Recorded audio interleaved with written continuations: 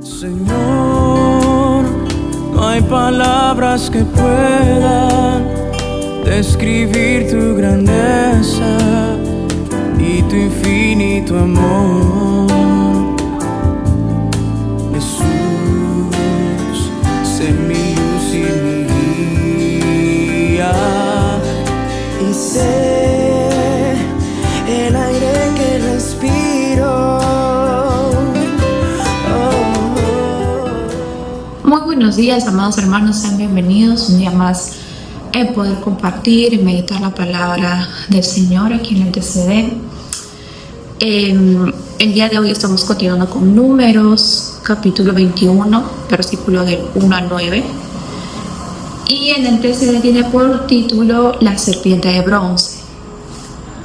Y para empezar este tiempo vamos a orar para pedirle al Señor que nos ayude, que nos dirija, que nos abra los ojos, los oídos espirituales y poder recibir su palabra.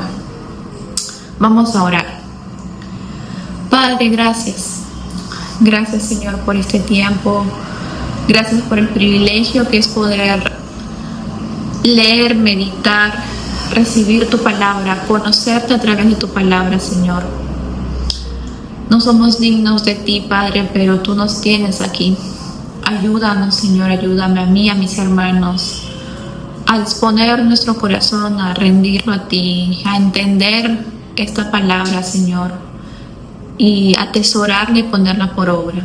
Gracias por este tiempo, Padre, que tú permites en tu infinita bondad para con nosotros. En el nombre de Jesús, amén.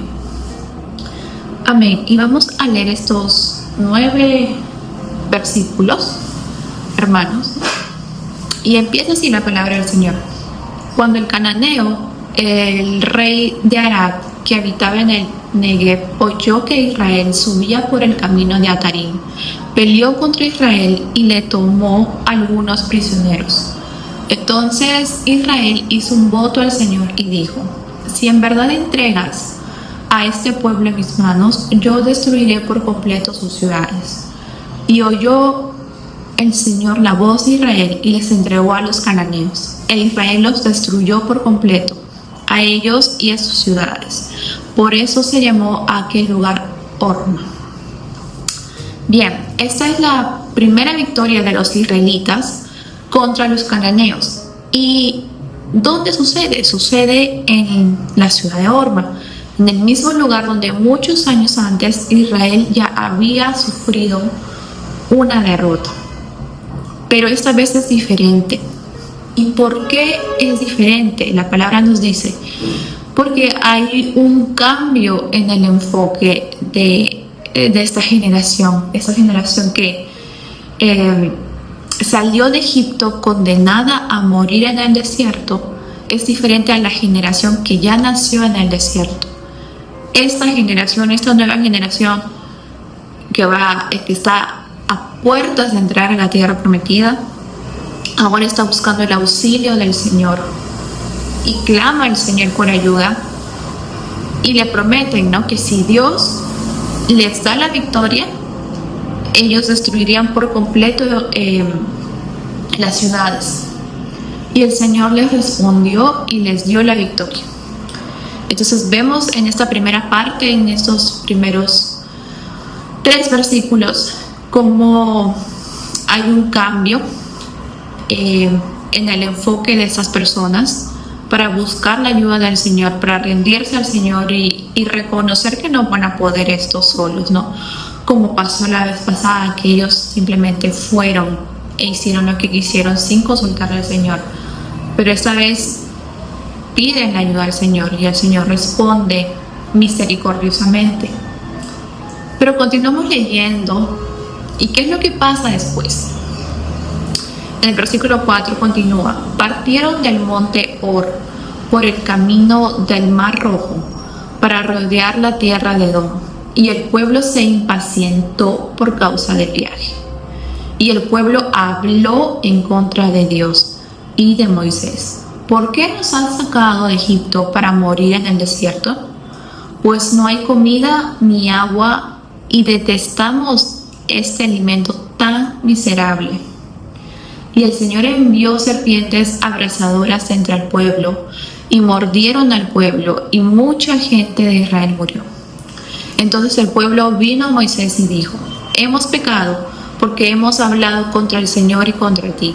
Intercede con el Señor para que quite las serpientes de entre nosotros. Y Moisés intercedió por el pueblo. El Señor dijo a Moisés: hazte una serpiente abrasadora y ponla sobre un asta, y acontecerá que cuando todo el que sea mordido la mire, vivirá. Y Moisés hizo una serpiente de bronce y la puso sobre el asta, y sucedía que cuando una serpiente mordía a alguien y éste miraba a la serpiente de bronce, vivía.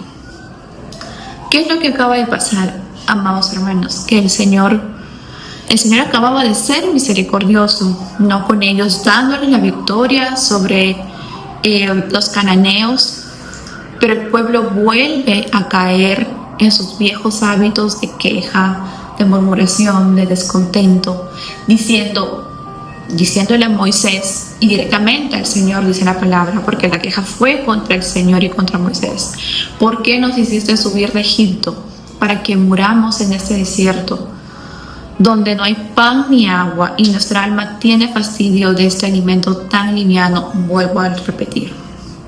Y ese es un comentario sobre nuestra naturaleza humana, la cual pues muestra la depravación y el pecado que está persistente en el corazón del ser humano, ¿no? El corazón del hombre, nuestro corazón, siempre va a estar en contra del Señor. Nunca vamos a estar nosotros por nuestra propia cuenta a favor del Señor o en pos de los propósitos del Señor, si no fuera por Él. Es por eso que tenemos la tendencia a quejarnos y a murmurar contra el Señor. Nosotros no somos mejores que el pueblo de Israel de ese entonces que se quejó contra el desierto. Nosotros seguimos también hoy en día quejándonos en nuestro corazón, o ya sea expresadamente en palabras o aún en silencio, pero nos quejamos muchas veces de la bondad del Señor. Pero debemos recordar la misericordia que el Señor les había mostrado a este pueblo, ¿no? Dios les había librado de la esclavitud de Egipto, los había guiado por las aguas en medio del mar Rojo, y ellos cantaron la liberación que el Señor les hizo en el Antiguo Testamento, y Dios los alimentó con maná todos los días, con este pan liviano que ellos llaman, que ahora desprecian. El Señor les dio de beber agua de una roca, lo suficiente para una nación entera y para sus ganados. El Señor los guió con una columna de fuego y con una nube por la noche, de día y de noche, y la gloria del Señor estaba con ellos constantemente. Aún así ellos prefirieron permanecer sin creer, sin confiar en el Señor, y se rebelaron, murmuraron y se quejaron contra Moisés y directamente contra el Señor. Y este incidente, amados hermanos, nos lleva a recordar lo que Jesús hizo en el Nuevo Testamento, no específicamente en el capítulo 3 de Juan. La palabra nos dice que había un hombre llamado Nicodemo que vino a Jesús de noche, y este era maestro de Israel, principal maestro de Israel, ¿no? Él era fariseo y miembro del Sanedrín, de la corte judía, y él creía de Jesús que había venido de Dios como maestro, porque nadie puede hacer estas señales que tú haces si no está Dios con él. Juan 3:2. Pero Nicodemo no sabía cómo ser salvo. Jesús le dijo: es necesario nacer de nuevo. Juan 3:7. Y Nicodemo le responde: ¿cómo puedo hacer esto? Él no tenía idea de cómo nacer de nuevo, de cómo ser salvo, pero Jesús le recordó este pasaje que acabamos de leer en Números, este pasaje de la serpiente en el desierto. Jesús se lo recordó para mostrarle cómo sucede un nuevo nacimiento. Nicodemo, estamos claros que sabía el Pentateuco de memoria, los 5 primeros libros de la Biblia, ¿no? Nicodemo lo sabía tan bien que probablemente se lo había memorizado. Así que Jesús usó una de estas historias que Nicodemo sabía a la perfección para explicarle cómo ser salvo y cómo nacer de nuevo. Y lo encontramos en Juan 3, 14, 15. Y como Moisés levantó la serpiente en el desierto, así es necesario que el Hijo del Hombre sea levantado, para que todo aquel que en él cree no se pierda, mas tenga vida eterna. Creer en Jesús es mirar a Él. Es mirar, creer y ser salvo. Y ser limpio. No hay nada que podamos hacer por nuestra propia cuenta para poder ser salvos, si no es por la fe en Él. Y cada uno de nosotros lo ha hecho en algún momento de nuestra vida. En Números, el Señor les pidió que miraran a la serpiente para que ellos puedan vivir. Cualquier persona que había sido mordida, que estaba sufriendo a causa de esa mordedura, aún a punto de morir, podía mirar y podía sanarse y salvarse. Eran salvos por mirar a la serpiente de bronce, y nosotros somos salvos por mirar la cruz de Jesús, a Jesús. Y en respuesta a este arrepentimiento del pueblo, el Señor prescribió, ¿no?, justamente que se hiciera esta serpiente de bronce, para que todo aquel que pueda mirar en esa serpiente, al levantar la vista con fe, sería sanado. Nuestra sanidad, tanto física como espiritual, viene de poner nuestros ojos en el Señor Jesucristo. No era específicamente la serpiente que los iba a sanar, porque en ella no había nada. Pero el Señor les dio una orden. El Señor quería una prueba de que ellos confiaban en Él, de que ellos podían obedecerlo, y a través de esta obediencia demostraban su fe, que era mirar a la serpiente. Nosotros, de la misma manera, hermanos, no necesitamos ahora que alguien interceda por nosotros, como en ese tiempo Moisés intercedió por el pueblo. Pero nosotros podemos arrepentirnos por nuestro pecado y mirar al Señor por la fe y creer en Él.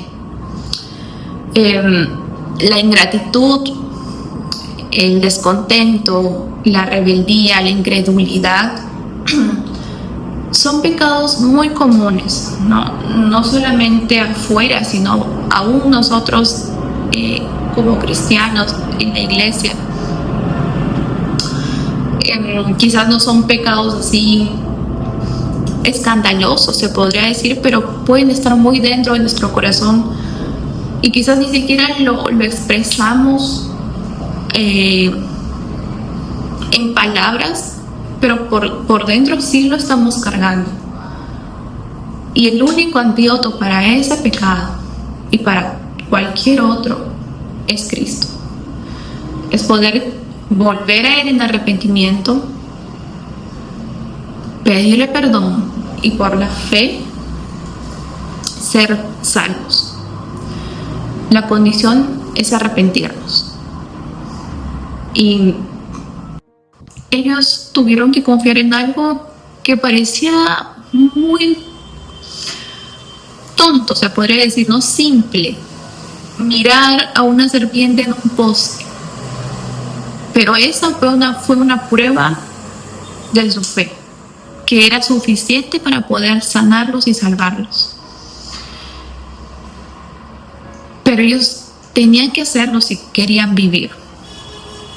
Nosotros no miramos solamente a Cristo al inicio de nuestra vida cristiana, cuando lo recibimos en nuestro corazón por primera vez, sino todos los días tenemos que voltear nuestros ojos a Él, porque todos los días luchamos con el pecado, que aún hay pecado remanente en nuestro corazón.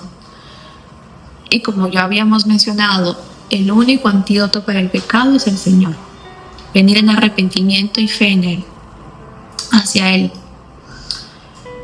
Y ahí está Él para perdonarnos, para limpiarnos, para sanarnos, porque ya también nos ha salvado.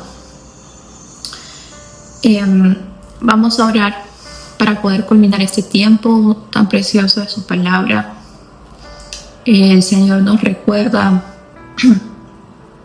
una y otra vez que todo empieza en Él y termina en Él. Y no hay día que no necesitemos de Él. No hay día que podamos decir, no, hoy día yo no tengo lucha con el pecado, hoy día yo soy la persona más agradecida, llevo una racha de agradecimiento. No. Todos los días tenemos que venir en fe hacia Él con un corazón agradecido. Si no lo tenemos, pedirle un corazón agradecido, contento, un corazón que se halle satisfecho con lo que Él ya hizo. Porque este pueblo, el principal problema era que no estaba satisfecho con lo que el Señor le había dado, ¿no? Que era este maná.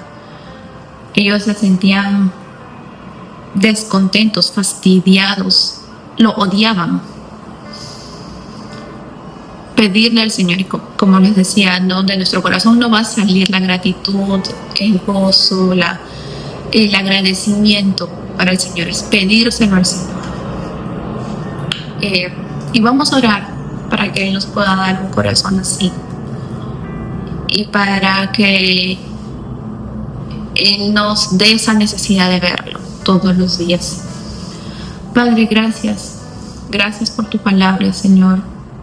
Gracias, Padre, porque nos has dado ejemplos para poder recordar, Señor, lo que no debemos hacer y cómo debemos actuar verdaderamente ahora que somos tus hijos. Danos fe, Señor, danos un corazón que crea, que confíe, Señor.